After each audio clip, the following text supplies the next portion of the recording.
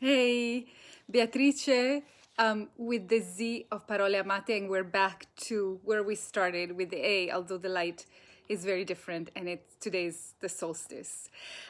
Let's start with this word that first came to mind, zizzania.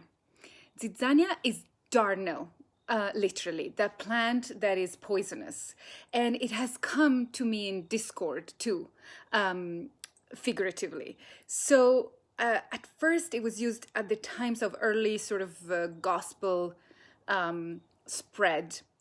And it's in one of the parables of Matthew, and it's about literally sowing this poisonous weed amidst the good grain, and then not knowing how to distinguish, right?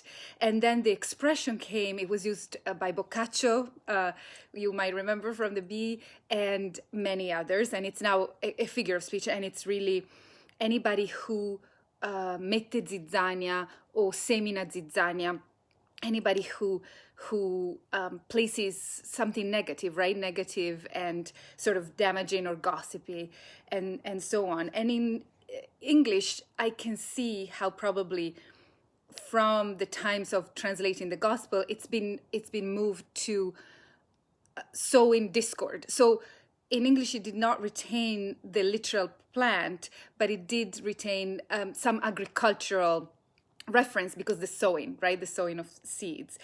There's so much I'm noticing as I even look back and think back that is either agriculture, weather based, of course, or with this kind of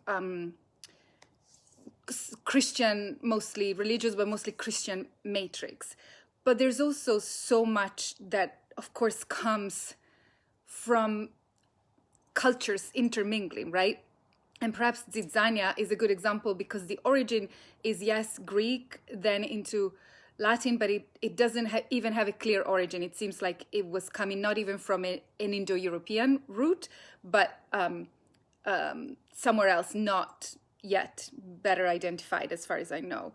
And the Z in general, that letter, is not even, it wasn't even part of the Latin alphabet to begin with. And all these words I actually love that were coming to mind are such a concoction of different influences. Zafferano, Zanni, Zavorra, Zecchino, Zibaldone, Zio, Zia, Zuffa, Zonzo, Zuppa, Zuzzurellone, all of these. So for example, Zafferano is the spice, right? Saffron, from the Persian.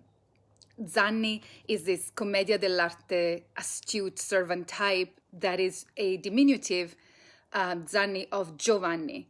But also, it seems it could have come from an influence from Dianos, the male of the goddess Diana, Artemis in Greek, like some kind of demonic being.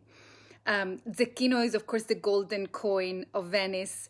Zero, from Arabic, like zero. Zio, Zia, like the Spanish Tio, Tia, is from the Greek. Azzonzo, to go around sort of aimlessly, is Tuscan. Zuzzurellone is also Tuscan. This sort of type who's not, a boy who wants to just play and not really be conclusive, I guess. And then both zuffa, which means fight, and zuppa, soup, are both Germanic words. And I'm going to conclude with this other word, zibaldone, which of course has been made famous by the poet Giacomo Leopardi in the 19th century. But before that, it always meant, and it still does, this mix of memories, reflections, notes, thoughts. So in many ways, it represents to me, I guess our Parole Amate is in that vein of a zibaldone. And I didn't know that Zibaldone or Cibaldone is the name of this otherwise unknown doctor from Venice who translated. So we're in this translating mode.